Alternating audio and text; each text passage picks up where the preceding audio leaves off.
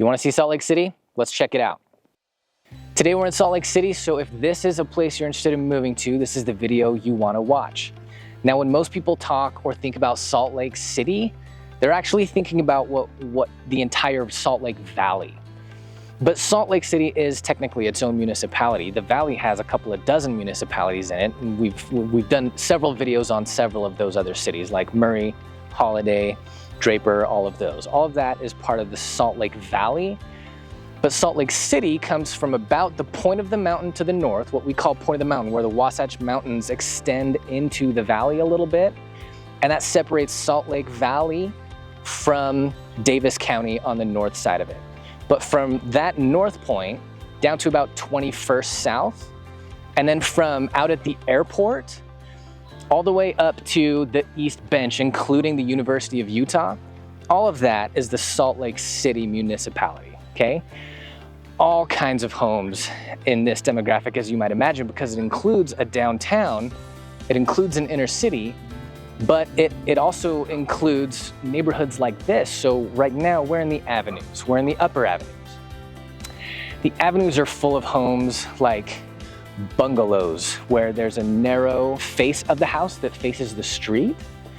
And then there's an extensive long bit of house that goes behind that. So the bungalow house is that model. And there's a lot of that in the avenues that are just north of the downtown area. Above that is neighborhoods like this. This is the upper avenues. And in the upper avenues, a lot of it is kind of a Beverly Hills, Northridge, California feel. It's hilly, there's a lot of green. The property is bigger than a lot of the rest of Salt Lake City, and that's these upper avenues. It's up behind the Capitol, up behind downtown Salt Lake City. If you go into the city, of course, you get a lot of condos, right? And high rises, and that's where a lot of people want to be.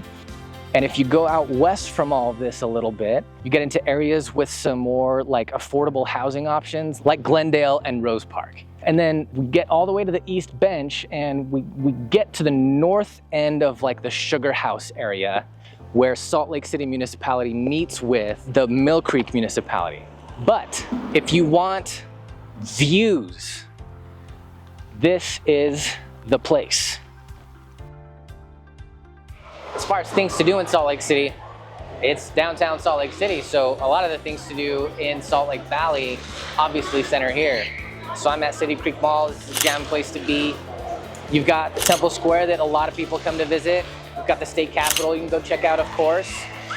Red View Gardens is up on the East Bench, real close to the University of Utah, my alma mater, so go Utes. You've also got the planetarium, the Clark Planetarium, which is downtown. You've got the Leonardo, an awesome museum. And you've got the zoo. Utah's Hogle Zoo is downtown as well. Awesome places to visit. Salt Lake City has its own school district.